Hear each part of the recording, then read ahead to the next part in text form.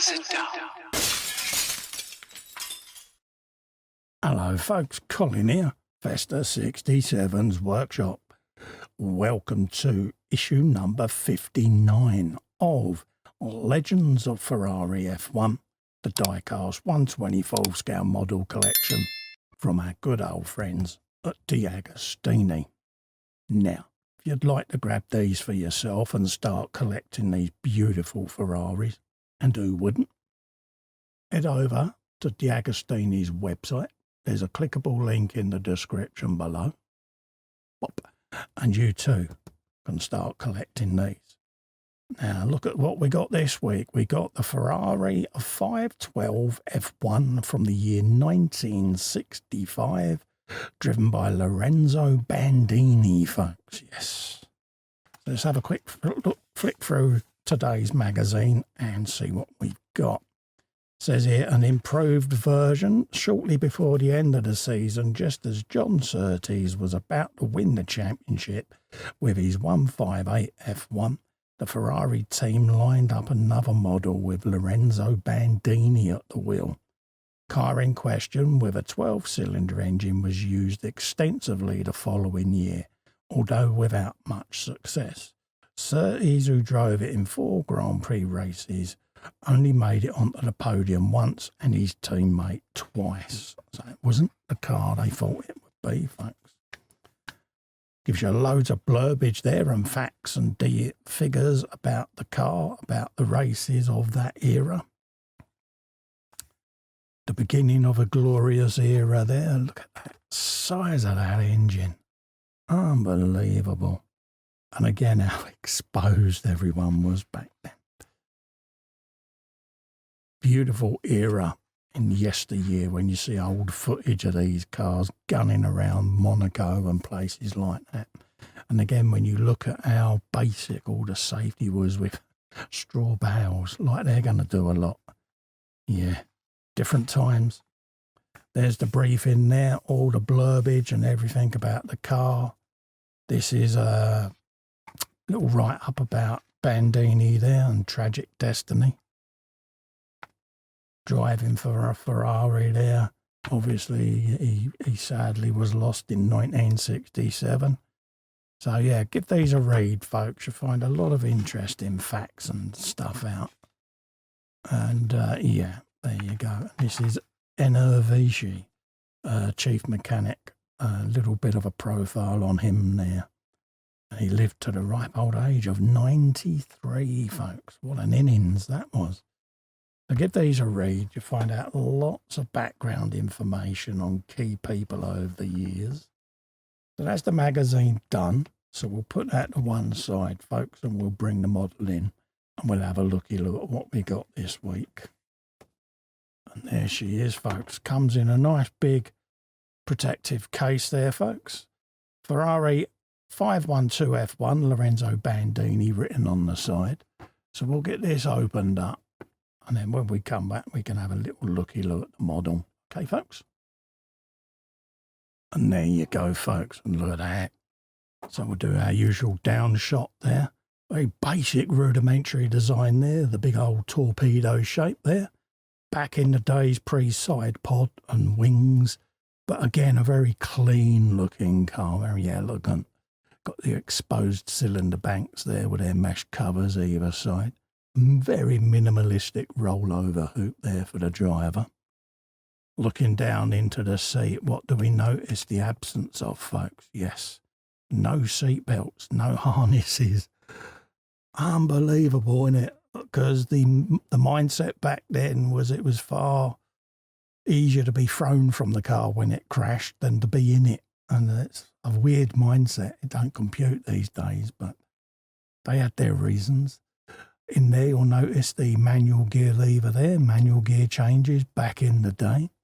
You've got your exposed gearbox there with your exhaust pipes poking out the back end there. Engine obviously just in here.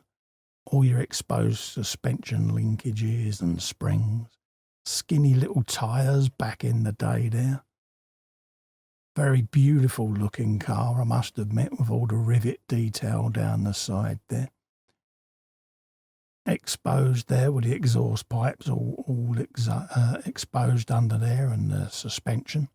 And you spin it upside down, you can imagine these all getting scraped along the ground as the car was bottoming out back in the day. But I suppose the suspension travel on them was just enough to give it a minimal ground clearance under there. But you can imagine by the end of the race, there weren't a great deal of that exhaust pipe left. Again, very clean looking car. You got your screen going all the way along the sides there. Gives the driver a little bit of protection, but not a great deal. Coming round the back of the car there, you got your inbound brake discs there with the calipers on. Battery up on its side there, getting banged along the ground. That must have done it a lot of good. All your linkages, your suspension springs exposed. Exhausts coming out right away along the side there and just clamped to the back end of the gearbox as best as they could be. So yeah, absolutely stunning looking cars. And again, the driver's eye viewed straight down the nose there at what was coming towards him. Instrument cluster there, no buttons, no flappy paddle, 3 pedals. Don't have that now. Very basic cockpit there, not a great deal of side protection. And then you got your Jaws music shot there of this looming up behind you as you was hoping he wasn't going to overtake. Big air intake there on the front and the skinny little gills on the side there. Very slender, very basic looking car designs of these eras, but by Christ, it must have been a complete thrill fest driving one of these, because it was man and machine at its most naked and basic almost. And the drivers earned their money back then, didn't they? Let's be honest.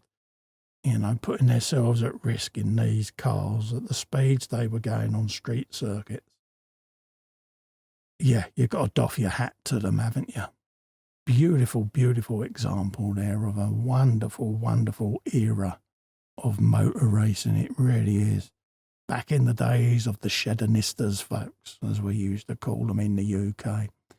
Blokes in sheds coming up with all of these beautiful designs with a slide rule and a drawing bench. And yeah, what an era of motor racing. Unbelievable. They look very simplistic, these cars, but when you take them apart and look at them, the engineering involved even in this era was fascinating. Absolutely fascinating. And me as a young boy in the 70s, a decade after this car, was seeing all the advances that they were making. Then it got me into watching older races with these machines in it, so that I could see even then how the sport had evolved. Little did I know that, 40 years from then, how advanced the modern cars would be.